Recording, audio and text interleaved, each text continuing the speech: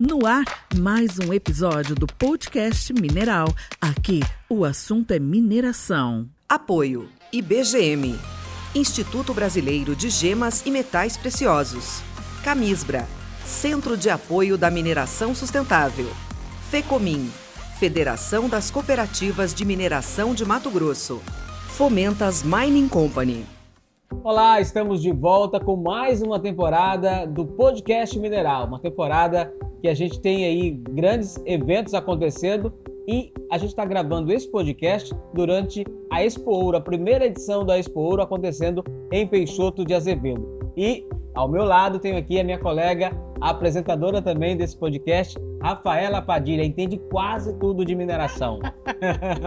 Eu sou só uma curiosa. Mas o legal de falar desse podcast, nosso diferencial, é que nós estamos, as nossas instalações é dentro de um caminhão, né, Disney? Olha, dessa vez, Rafa, a gente se superou. Estamos dentro de um caminhão da XCMG, que é a patrocinadora especial desse podcast gravado aqui durante a Expo Ouro.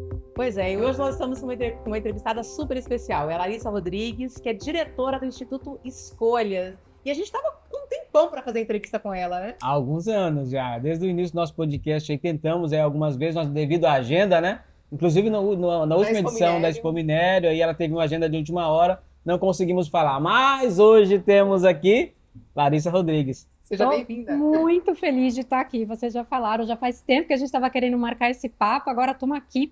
Bora conversar sobre mineração. Exatamente. A gente entende, Larissa, que mineração ela precisa evoluir, principalmente a mineração de pequena e média escala. E o Instituto Escolhas tem feito algumas ações nesse sentido de apresentar problemas e soluções. Me fale como que começou esse trabalho do Instituto Escolhas focado na mineração, na pequena mineração. É claro, assim, o Instituto Escolhas, né, para quem não conhece, é um instituto de pesquisa, ou seja, uma organização da sociedade civil, uma organização independente que trabalha com economia e sustentabilidade. Dentro desse universo aí da sustentabilidade, um dos carros-chefes que a gente tem no Instituto é o trabalho com mineração, que é feito por mim já há alguns anos. E qual que é o objetivo do nosso trabalho como uma instituição independente? A gente não é governo, a gente não é setor privado, é um instituto de pesquisa. É justamente trazer os desafios da sustentabilidade, que são grandes no setor da mineração, a gente não pode deixar de reconhecer que são grandes, fazer os diagnósticos sempre com base em pesquisa, ciência, mas também trazer solução. Porque a gente entende que qual que é o objetivo? O objetivo é olhar para o futuro, o objetivo é construir, o objetivo é avançar. E a gente só faz isso com propostas, trazendo soluções, e eu acho que a gente tem feito isso nesses últimos anos, e a gente já conseguiu muitos avanços. Então, assim, eu até fico feliz da gente estar batendo esse papo aqui hoje, no podcast, porque se fosse há 5 anos atrás, 6 anos atrás, a gente já estava numa situação muito diferente do que a gente está hoje. Hoje tem resultado para mostrar. Hoje tem resultado. Hoje eu não falo mais de vamos fazer um diagnóstico de problemas do setor. Hoje o nosso discurso, a nossa cabeça está no futuro, olhando para frente, coisas que a gente ainda pode evoluir e consolidar, acho que numa base de responsabilidade e transparência é um dos principais setores da economia do Brasil, né? E é possível a gente citar algumas evoluções que você pode falar assim, isso foi importante e aconteceu ao longo dos anos, para o setor da mineração? Sem dúvida. Eu acho que, e especificamente, vamos falar de ouro, né? A gente está aqui na Expo Ouro. Nós estamos assim, da capital do ouro. Exato, a gente está em Peixoto de Azevedo, que é a capital do ouro, né? A gente construiu ao longo aí dos últimos anos algumas mudanças regulatórias, né, que todo o setor acompanhou. Claro, todo o setor está diretamente afetado por isso, que são a nota fiscal eletrônica. A gente não tinha antes, né, para o ouro que saia dos garimpos, uma nota fiscal que fosse eletrônica. E também uma questão regulatória de presunção de boa-fé. O que isso significa? Que hoje o setor de ouro ele conta com nota fiscal, as transações podem ser monitoradas, o governo e a sociedade têm mais segurança de saber de onde é que está vindo aquele ouro. Perfeito. E a gente tem due diligence, que é uma palavra bonita para dizer que é a devida diligência, ou seja, um acompanhamento mesmo das operações do setor privado que dá mais segurança para a sociedade quando trata de ouro e de origem de ouro. Exatamente. Hoje, para fazer o comércio do ouro, o comprador, no caso, a DTVM, que compra ouro do garimpo, ele precisa saber se aquela estrutura realmente existe, se tem aquela documentação até para ele poder comprar com a nota fiscal. Dá o mínimo de legalidade possível. A gente sabe que existe um processo aí em andamento, né, Larissa, de fazer a rastreabilidade do ouro, que é um processo aí que envolve muitas mãos. O Ministério de Minas e Energia está envolvido nisso, a ANM está envolvido, mas é um processo que ainda precisa ser amadurecido. Ou não, com certeza precisa ser amadurecido. E mesmo essas mudanças que eu estou falando, se a gente vê, elas são muito recentes. Então, assim, a gente vê que o mercado ainda está se acomodando, é natural, as coisas levam um tempo.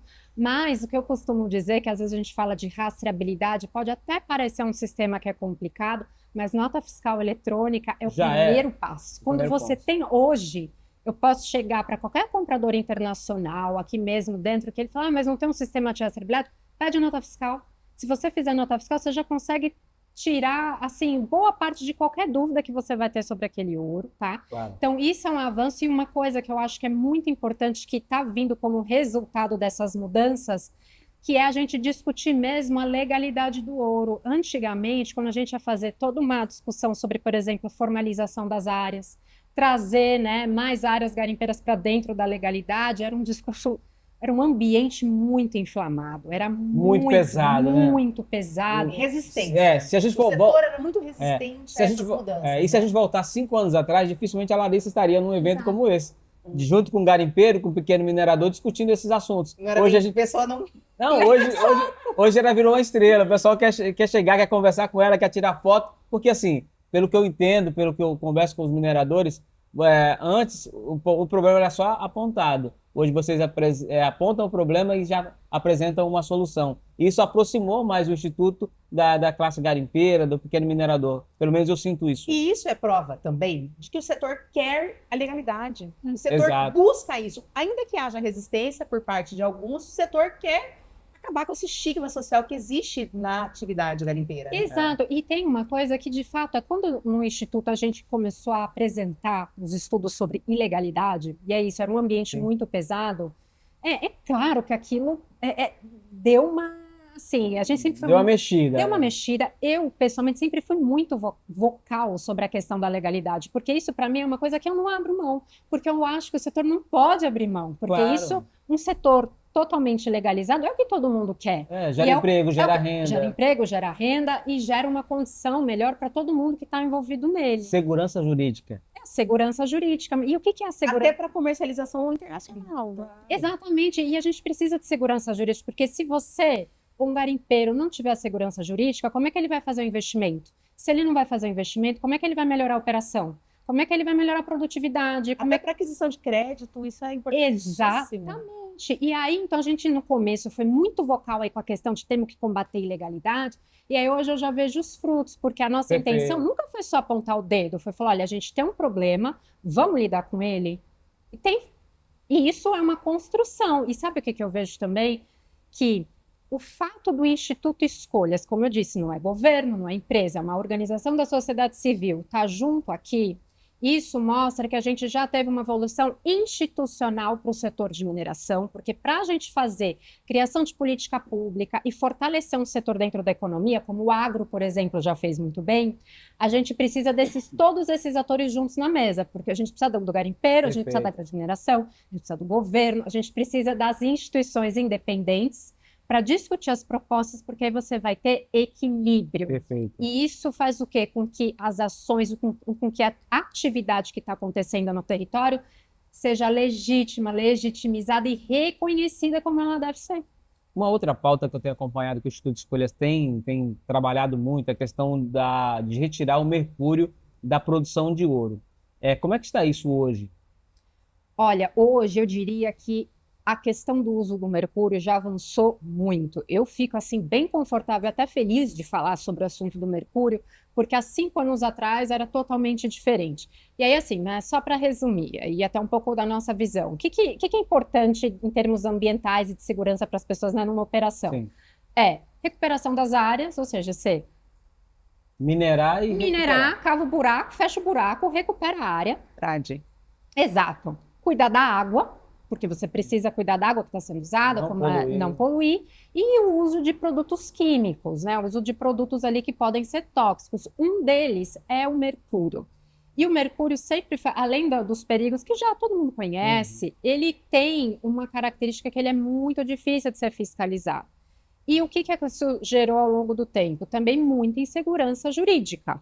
Perfeito. Então, a gente está vendo isso aí, quem está vendo não sou eu, quem está vendo são os garimpeiros que estão operando o resultado de você ter uma insegurança jurídica, porque você vai ter equipamento queimado, operação embargada e tudo mais. E qual que é a situação hoje? Aliás, não só hoje, há um bom tempo o Brasil ele faz parte de um acordo internacional, que é a Convenção de Minamata. Signatário. Signatário. E que pretende eliminar e acabar com o uso do mercúrio em vários setores. E um desses setores é a mineração artesanal e de pequena escala. O Brasil já faz parte desse acordo, né? Já faz muitos anos, só que o Brasil ainda não tinha entregue, aliás, ainda não entregou o seu plano, que é uma obrigação da convenção, para falar como é que vai lidar com isso, como é que vai lidar então com essa diminuição e erradicação do mercúrio. O Brasil hoje está no momento de elaboração desse plano. Esse plano foi apresentado pelo Ministério de Minas e Energia e está em consulta pública. O que é bom da gente falar desse plano?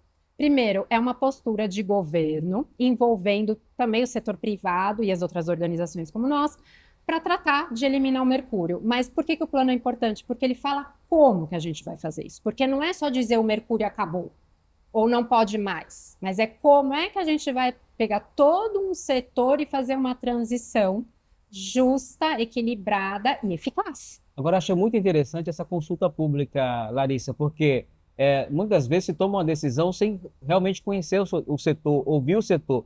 E o Ministério fez isso recentemente, tive a oportunidade de participar, vendo cooperativas participando, cooperativas de garimpeiro de todo o Brasil, mostrando os seus problemas para poder cumprir alguns requisitos e pedindo, às vezes, um pouco mais de prazo, investimento em tecnologia para ajudar nesse avanço. Então, o governo abre essa possibilidade de discutir como todas as problemáticas, né? Então, achar junto a solução para esse problema, que é um problema de séculos, né? Não se consegue resolver do dia para a noite. Exato, não vai resolver do dia para a noite. Ao mesmo tempo, eu acho que é muito positivo a gente ver exemplos como, por exemplo, Peixoto de Azevedo. Exato. É o melhor exemplo que a gente tem hoje no país, é uma referência em eliminação do uso do mercúrio.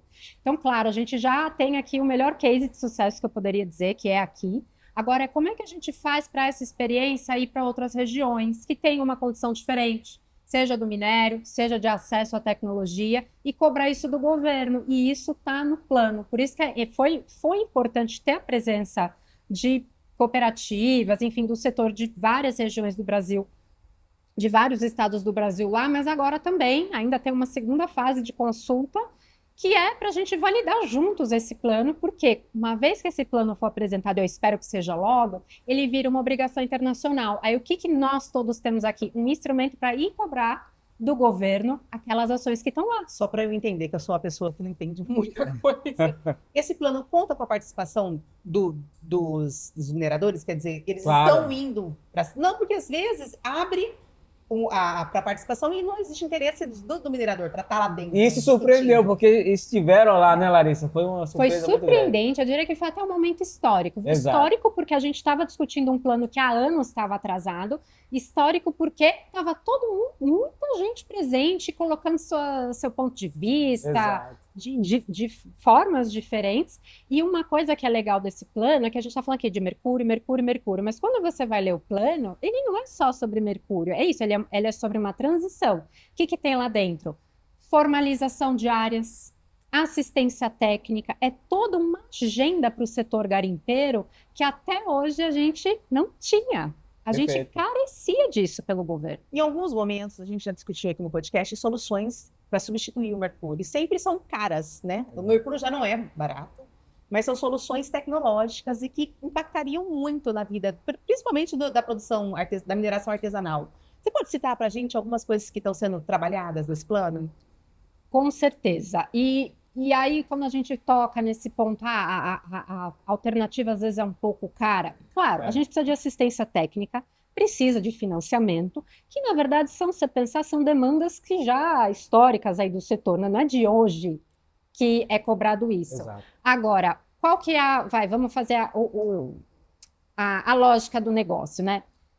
Você precisa ter as áreas todas formalizadas. A gente precisa falar de garimpo legal. Legal. Extração legal. Bom, quando a extração tá legal, como eu disse, você vai poder investir. E você vai ver o retorno do seu investimento. Então, isso, para você fazer uma transição tecnológica, é fundamental. Porque você vai ter um custo inicial. Agora, o que também é verdade é que esse custo inicial, que antigamente era muito mais alto, hoje barateou, porque a gente está vendo os equipamentos sendo produzidos aqui no Brasil. E não só os equipamentos sendo produzidos aqui, mas ajustados à realidade brasileira e à realidade garimpeira. Perfeito. Então, você tinha antes equipamentos assim, enormes, até algumas centrais de processamento enormes, que agora estão sendo feitas para pequena escala. Compactadas. As mesas vibratórias, poxa, estamos aqui do lado, a gente tem a demonstração aqui do lado. Antes você conseguia só fora do Brasil com preço absurdo. Exato. Hoje... Aí agora o que eu vejo a gente não está mais na fase de discutir, será que vamos ter uma mesa vibratória? É muito mais, tá bom, já temos a mesa, tem a fabricante ali do lado, vamos ajustar? Vamos fazer o ajuste da mesa, porque isso demora um tempo, também não vai ser da noite para o dia. E vamos também, talvez, ir um outro tipo de mesa vibratória, que não seja da que a gente usa em terra, mas que também funcione para uma draga. Exato. É essa a discussão que está tendo hoje. Então, isso é muito positivo. E isso está no plano, tá? Isso é bom. Acesso, porque a gente... Outra coisa. É necessário investimento em tecnologia, mas o pequeno minerador tem uma dificuldade absurda em acessar crédito, por falta de garantias. Esse novo plano, ele prevê isso? Facilitação de acesso a créditos para o pequeno minerador? Ele prevê relacionado às tecnologias, tá? Estou te dizendo isso porque como a gente sabe, tem uma demanda enorme por financiamento que não passa necessariamente só para financiar uma tecnologia para substituição ao mercúrio. Para substituir o mercúrio, o plano sim dá conta disso. Agora a gente sabe que tem investimentos outros aí para melhorar enfim, a qualidade da extração, produtividade, enfim, até o planejamento mesmo de toda a operação, digamos assim. E aí, nesse ponto que vem uma outra questão que é como é que a gente consegue fazer, que esse é um dos pontos que eu tenho trabalhado agora, para a gente, de certo modo, transformar o que hoje a gente tem PLG, que é um título minerário, mas que o garimpeiro tivesse um título, por exemplo, como igual de uma concessão de lavra, adaptado para o seu depósito, para o seu tipo de pesquisa, de forma simplificada para aquela realidade, porque aí ele vai conseguir acesso a crédito. Ele migrar da PLG para um outro processo. Exato, porque hoje a forma de fazer isso que existe é a migração de regime. Qual que é o problema? Mas a migração é complicada.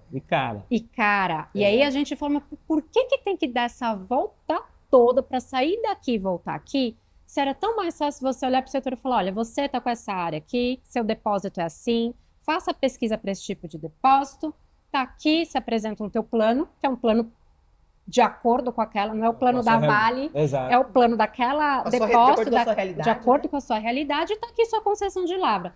Você vai conseguir, o garimpeiro vai dar para a sociedade uma resposta melhor, porque a gente vai ter mais segurança sobre a origem daquele minério, vai ter mais segurança até em relação ao licenciamento, vai ter toda eu diria assim, uma prestação de interesse público que é boa, e para ele a gente vai dar acesso ao mercado, financiamento, assim, ó, destrava. Então, acho que e também acho que isso resume um pouco do que um instituto de pesquisa como um ente independente pode ajudar a pensar propostas. Fechando essa questão do ouro sem mercúrio, tirar o mercúrio do sistema, a gente sabe que no Brasil não é proibido. Mas hoje o IBAMA não permite que faça essa importação legal. Falta regulamentação. Na verdade, não falta. É que o que o governo quer fazer é realmente tirar o mercúrio do sistema. E na cabeça do pequeno minerador, ele não entende. Se eu tenho legislação me dando legalidade, por que esse órgão não me dá essa autorização? Então, eu estou fazendo essa pergunta que muita gente deve estar querendo que a gente faça, né? Alguma coisa por telepatia aí. Me explica um pouquinho sobre isso. Como é que você vê? Como é que eu vejo? É igual quando você vai num restaurante, aí você pergunta, tem isso aqui? E a pessoa fala, olha, então tem, mas tá acabou. Fora do cardápio. Tem, mas acabou. Tem, mas acabou. Não tem mais. Porque a verdade é isso. O mercúrio está proibido no Brasil? É proibido usar o mercúrio na atividade de mineração no Brasil? Não é proibido. mas para você importar mercúrio, porque o Brasil não produz mercúrio, para você importar é preciso de uma autorização especial do IBAMA. E essa autorização não está sendo emitida. Não temos novas autorizações para importação de mercúrio. Então, o mercúrio que está no mercado é tudo ilegal. É tudo ilegal. E aí e essa é uma boa polêmica, porque agora quem está ouvindo vai perguntar, mas não é tudo ilegal, porque tem recuperação, a gente consegue recuperar um tanto, aí os órgãos, as autoridades vão dizer, mas a gente já fez a conta, não dá para recuperar tanto assim, fica um bate-bola de se é legal ou se não é legal. Todo mundo entende que pelo menos boa parte é ilegal, tem uma dúvida aí se um restante não é, mas o que eu costumo dizer também é que assim, acabou. Tá, porque por mais que ainda não tenha um decreto, de repente, de fato proibindo, o que eu acho que daria muito mais segurança jurídica, e até para a gente cobrar do governo, a gente ainda está nesse limbo, mas internacionalmente, como eu falei, a gente está vinculado à Convenção de Minamata. Essa é uma discussão que ela não anda para trás. A discussão só anda no sentido da proibição. Seja hoje, daqui a um mês, daqui a 2 anos. No mundo, né? No mundo. E o Brasil está inserido nisso. Então, assim, não tem muito como a gente retroceder. Por isso que eu falo, tem essa questão de estamos num limbo, é verdade. É verdade. Isso, do lado do empreendedor, né, do garimpeiro, gera muita insegurança jurídica. Claro. Então, assim, cuidado, porque você pode estar lá com documentação, com licenciamento, e mesmo assim, você pode tomar uma batida e na dúvida, o negócio vai ser fechado. Exato, na dúvida vai ser fechado e a gente não tem nenhuma perspectiva de que no curto, médio ou longo prazo vai liberar. E a multa é pesada. A multa é pesada. Então, assim, todo esse esforço que a gente teria que, de repente, em vez de responder um problema desse, eu acho que o esforço é melhor buscar a transição, novas tecnologias, ainda que às vezes é caro. Nesse sentido de valores, a gente tem o exemplo de Peixoto de Azevedo. Exato. Tem a mesa vibratória, tem a calha. Eu digo, quando o custo é alto, você se reunir em cooperativa é a solução. Possivelmente. Nós temos aqui a maior cooperativa de garimpeiros do Brasil. Isso aí. Olha, você foi perfeito esse seu ponto, porque a gente, sempre que a gente vai fazer essa discussão de uma falta de capacidade ou de organização, quem faz é a cooperativa. E a gente sempre tem que lembrar, né? O garimpo é uma das atividades que tem previsão constitucional. E na Constituição, a nossa Constituição já colocou que a forma preferencial do Estado brasileiro organizar isso é por meio das cooperativas. A cooperativa vai poder ajudar na transição, vai poder tem o técnico ambiental, tem o técnico de lá, tem toda essa estrutura que, claro que para uma pessoa, uma empresa, um minerador sozinho, talvez não fosse possível, né? Então, assim, para mim, até quando a gente fala futuro do garimpo, tem que passar pela cooperativa. É o cooperativismo. É o cooperativismo. A gente está quase... Chegamos ao final. Ela fala... Eu falei no início desse podcast. A Rafa quer extrapolar o tempo. Quando ela gosta do papo, ela vai embora. É só uma curiosidade. Você falou que há 5 anos atrás, né, o Disney falou, você não estaria aqui e a situação era completamente diferente. Mas 5 anos é um período muito curto de transição. Né? Então, assim, o setor evoluiu muito em pouco tempo. Você atribui isso a quê? Assim, essa quebra de resistência, porque a gente está falando de pessoas que são, né, de pequenos mineradores, pessoas que têm toda a vida ali, né, com pouca solaridade, que eram muito resistentes, que de repente começaram a se abrir para tudo isso. Eu acho que tem uma mistura aí de razões, eu acho que não é nenhuma nem outra. Mas tem uma questão que, como eu falei, há 5 anos atrás, talvez eu não estaria aqui, e nem com um sorriso, porque hoje eu sou super positiva aqui. Você estaria com segurança, escoltada. Então, assim, falando, assim, eu tenho uma perspectiva muito positiva mesmo. O trânsito muito bom hoje com o setor. Mas porque há 5 anos atrás a gente tinha uma situação onde tinha muita ilegalidade, muita.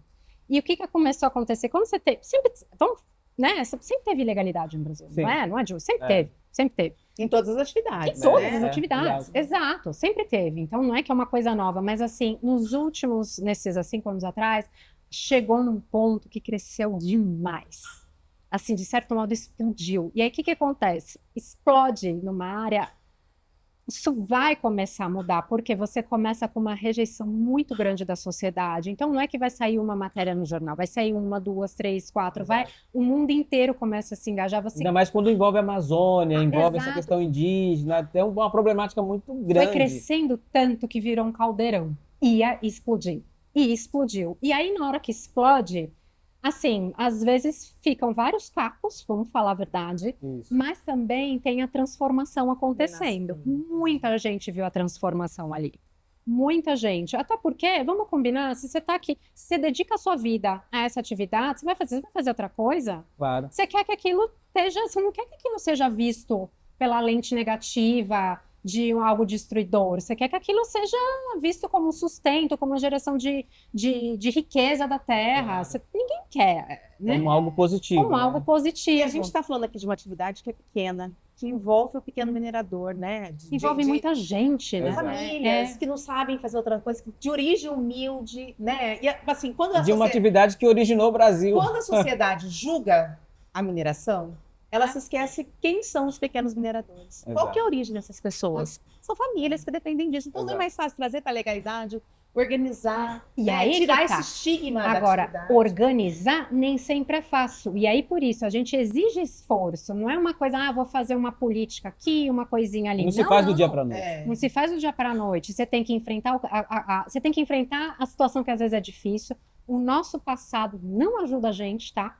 Nosso passado, e eu não estou falando só do ouro, não. Estou falando da mineração como um todo. Historicamente, não tem um passado que ajuda a fazer essa comunicação com a sociedade, mas assim, resta aquela história, seu nós passado aqui. te condena. O passado condena. Exatamente. O passado condena. Aí, quando você tem um chacoalhão, assim, algo que explode ali num caldeirão, eu acho que vem aí essa energia também de transformação. Muita gente embarca nessa, porque acho que é uma coisa positiva. E aí a gente vai construindo algo sólido. Mas é hora de mostrar isso para a sociedade. A sociedade mantém o estigma ainda e não conhece esse lado legal que você acabou de falar pra gente. E sabe como a gente mostra isso assim? Com esse exemplo aqui. Aqui, Peixoto de Azevedo tá mostrando isso. Eu acompanho, né, o trabalho não só aqui, mas quando o Peixoto sai daqui e vai para Brasília, vai para outros estados do Brasil, mostrando o que está fazendo, isso é a melhor coisa que a gente pode mostrar para a sociedade, porque ali, ó, o pessoal vê. E a gente tem um lado positivo aqui de Peixoto, é que sempre Peixoto tem saído na frente em algumas ações.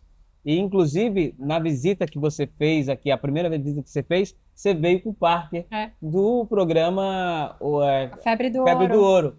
Entendeu? E existia aqui uma expectativa. Será que vão falar positivamente? Como é que vai ficar isso? E isso mostrou o Brasil, várias regiões do Brasil, e Peixoto foi mostrado positivamente porque tem algo positivo para mostrar, né?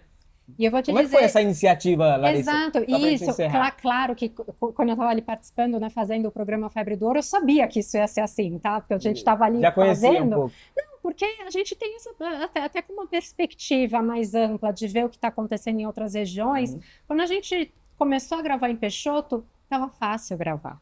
Você tinha o que mostrar, a gente não precisa procurar o que mostrar. E o clima? O clima muito tranquilo. Então, assim, eu acho que foi algo natural, porque o programa é um reality show, né? Então, apesar de a gente ter alguma organização, é um reality show. Aquilo que eu vi, que o Parker viu, que os outros integrantes viu, transpareceu na tela. Porque aquilo era real. E mostrar para o mundo inteiro. A gente mostrou o resumo do ouro, tinha lá sem mercúrio, a gente mostrou a organização da cooperativa, a gente mostrou a recuperação da área, a gente mostrou os viveiros, a gente mostrou todo um conjunto de ações que, no fundo, é simples, a gente sabe que no dia a dia acaba não sendo, mas que aqui vocês mostram que é possível e que é simples e que dá para fazer. O Disney estava lá e nós fizemos uma entrevista. Com parte, ela nos ajudou. A Larissa foi importante. Foi o único do Brasil a entrevistar o Parker. Com a ajuda da Larissa, claro, né? Obrigada. Larissa, antes de iniciar o podcast, eu gostaria que você contasse um pouquinho de quem que é a Larissa. A gente tem sempre essa curiosidade de saber quem é a pessoa por trás de tudo isso, no caso do Instituto Escolhas, que é um instituto hoje reconhecido internacionalmente. Você tem participado de debates em vários países sobre essa questão da Amazônia, sobre sustentabilidade, principalmente sobre essa evolução da mineração e da pequena mineração. e fale um pouquinho sobre você agora. Boa pergunta, Disney, porque às vezes o pessoal... Por que essa pessoa aí tá falando? Da onde saiu essa mulher? Tá falando esse monte de coisa aí. Exato. Exato, não dá para esconder. Mas eu sou uma pessoa da área técnica. Então, assim, a minha trajetória sempre foi na área técnica, na gestão de recursos naturais. Eu parei na mineração antes trabalhando com petróleo. Eu era da área de petróleo, fazendo análise de petróleo, royalties, regime de exploração, tudo isso, igual a gente está falando de mineração aqui hoje, é daí que eu venho. E sempre olhando o recurso natural, como é o depósito, como é que o ser humano se apropria daquele recurso natural para transformar em riqueza, distribuir para a sociedade e quais são as regras que a gente monta para que isso seja otimizado para quem produz, para quem se beneficia, para a sociedade como um todo. Essa sou eu. E aí, claro, porque eu também, claro que eu tenho um apreço pelo meio ambiente, porque eu costumo dizer, quem que vai trabalhar com recurso natural, quem trabalha com a terra ou com subsolo, todo mundo é ambientalista, porque é quem está ali junto com o recurso natural. Então, acho que tem essa importância, e trabalhando no terceiro setor, né, ou seja, como eu disse, uma instituição independente, trazendo pesquisa, trazendo dados, trazendo uma perspectiva científica mesmo, e de gestão de recurso para a sociedade. E daí eu adoro, assim, eu sou apaixonada pelo que eu faço, não sei se dá para perceber. A gente percebe. 24 horas, esse é o meu trabalho. A gente percebe, faz com amor. E o que eu puder contribuir com o setor de ouro, que é onde a gente trabalha com mineração, mas ouro sempre eu diria, 90% do trabalho é com ouro. Fico muito feliz. É isso aí. Recebemos aqui Larissa Rodrigues, diretora do Instituto Escolhas, uma experiência, uma cabeça fantástica. O Instituto Escolhas tem feito um trabalho aí muito importante para a evolução da pequena e média mineração, em especial do ouro. E a gente fica muito feliz aí em ver essa evolução que houve nos últimos anos e saber que hoje a gente não tem só alguém que aponta o problema, mas também que ajuda a buscar essa solução. Então, parabéns. Mas que somos parceiros. Somos eu parceiros. Tenho orgulho de dizer que somos parceiros. É um prazer estar falando aqui no podcast com você. Estamos aqui na Expo Ouro, temos outros eventos aí também. Temos a Expo Minério, já vamos anunciar. Instituto Escolhas tem um dia inteiro lá para a gente discutir essas ações voltadas ao ouro. Então, assim, somos parceiros para construir uma mineração responsável, que é o que todo mundo quer, e gerar benefício para todo mundo. Perfeito. Muito obrigado pela sua participação, uma entrevista fantástica, com um conteúdo realmente robusto, para que você que gosta de mineração possa aí ver essa evolução e ver também o trabalho que o Instituto Escolhas vem fazendo, muito importante aí para a pequena e média mineração do Brasil. Rafa. E a gente fala em mineração porque mineração é essencial. Onde muitos veem só pedra, a gente vê desenvolvimento, vê gente, vê futuro. Obrigado pela sua audiência. Obrigada. Podcast Mineral. Apoio IBGM, Instituto Brasileiro de Gemas e Metais Preciosos. Camisbra, Centro de Apoio da Mineração Sustentável. Fecomin, Federação das Cooperativas de Mineração de Mato Grosso. Fomentas Mining Company.